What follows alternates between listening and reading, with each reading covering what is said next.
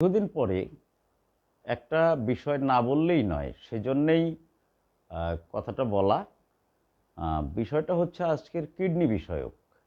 বিষয়টা হচ্ছে যে আমাদের দেশে প্রায় বর্তমানে ৩,৯০,০০,০০০ আ ব্যক্তি কিডনি রোগে আক্রান্ত এবং এই কিডনি রোগে আক্রান্ত হয়ে বিভিন্নভাবে সুস্থ হওয়ার জন্য চেষ্টা করছেন। কিন্তু তারা কোনো পাচ্ছেন না, সুবিধাজনক অবস্থানে আসতে পারছেন না। কারণ হলো যে কিডনি রোগের প্রকৃত ওষুধ তৈরি হয়নি। অ্যালোপ্যাথিতে প্রকৃত ওষুধ পাওয়া যায় না। যে কারণে ডাক্তার সাহেবরা ওই কিছু ওষুধ দিয়ে থামানোর পরে চেষ্টা করেন, ওই ডায়ালিসিসের কথা বলেন যে এরপরে ডায়ালিসিস করা ছাড়া উপায় থাকে না। কিন্তু আমি মনে করি যে যদি মানুষ সচেতন হয় তবে কিডনি রোগ থেকে অনেকেই মুক্তি পেতে পারেন। আর কিডনি রোগের কারণটা হচ্ছে বেসিক্যালি ভিটামিন ডি এবং ক্যালসিয়াম। তো ক্যালসিয়াম আমরা খাচ্ছি, কিন্তু ভিটামিন ডি আমরা পর্যাপ্ত পরিমাণে পাচ্ছি না। এবং প্রতিদিন একটা মানুষের প্রয়োজন হলো ১২০ মিলিগ্রাম ভিটামিন ডি।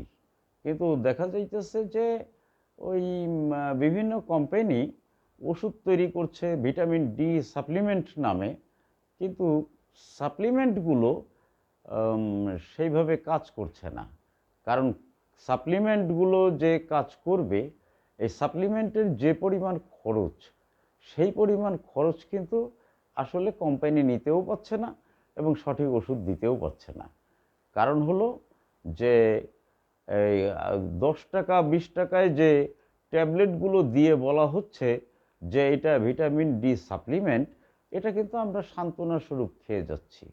কিন্তু ভিটামিন ডি সাপ্লিমেন্ট করতে যে পরিমাণ খরচ, তাতে ওই ১০-২০ টাকায় ওই ভিটামিন ডি সাপ্লিমেন্ট কখনোই আশা করা মানে দুরূহ ব্যাপার।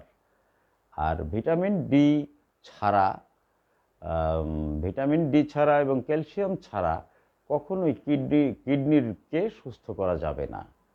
তো অনেকে কিডনি অসুস্থ হয়ে গেলে আপনারা বিদেশে যাওয়ার চিন্তা করেন, কিডনি ট্রান্সপ্ল্যান্টের চিন্তা করেন, কিন্তু এটা তো সবার পক্ষে সম্ভব না।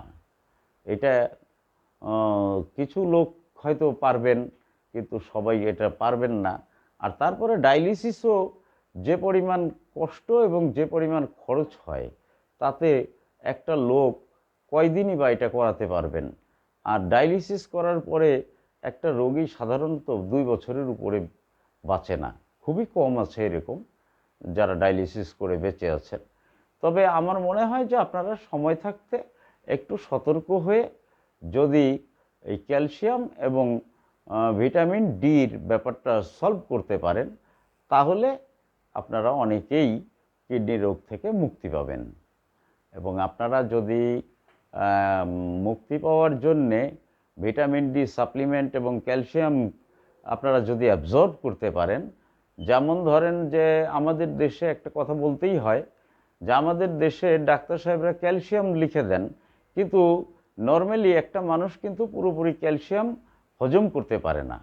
কারণ এমনিতেই ক্যালসিয়াম পুরোটা বার্ন হয় না, এবং তারপরে ক্যালসিয়ামকে বার্ন করতে হলে বা ক্যালসিয়ামকে হজম করতে হলে আরেক সিস্টেমের ডাইজেস্টিভ ওষুধ অ্যাপ্লাই করতে হয়, যেটা সাধারণত ডাক্তার সাহেবরা করেন না। আর ওই বিভিন্ন ক্যালসিয়ামের সঙ্গে ওই ডি লাগানো থাকে, মানে আপনারা ধরে নেন যে এখানে ভিটামিন ডি সাপ্লিমেন্ট আছে, কিন্তু না, আসলে এই সাপ্লিমেন্ট কখনোই শরীরে তেমন একটা কাজে আসে না।